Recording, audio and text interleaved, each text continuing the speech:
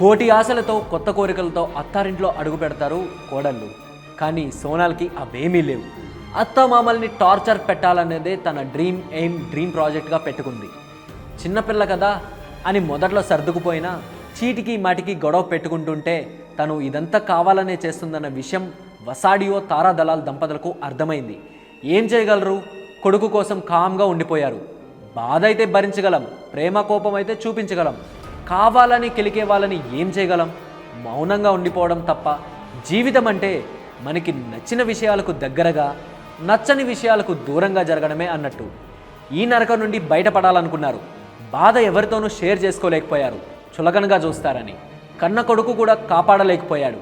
కలిసే కదా 7 అడుగులు వేసాం, కలిసే కదా ఈ లోకాన్ని వదిలి వెళ్ళిపోదాం, కనీసం స్వర్గంలో అయినా సంతోషంగా ఉందాం అనుకున్నారు. ఇంటి బాల్కనీలో నుండి కిందకి దూకేశారు.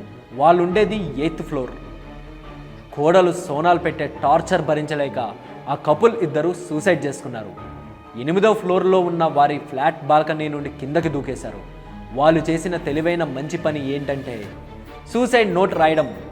కోడలు చేసే టార్చర్, దానికి కొడుకు జత కలిసిన విధానం, తాము గెయిన్ చేసిన పెయిన్ అంతా వివరంగా రాశారు. 1998 జూన్ 14న పోలీసులు బాలకృష్ణ, సోనాల్ ఇద్దరిని అరెస్ట్ చేసి లోపలేశారు. కొన్నాళ్ళు జైలు శిక్ష అనుభవించారు. కొద్ది సంవత్సరాల తర్వాత వాళ్ళు కూడా సూసైడ్ చేసుకున్నారు. అది కూడా తమ 19 ఏళ్ల కూతురితో కలిసి. ఇదేంట్రా బాబు, ట్విస్ట్లకే ట్విస్ట్ అనుకుంటున్నారా? రిమైనింగ్ స్టోరీ ఏంటో చూద్దాం మరి.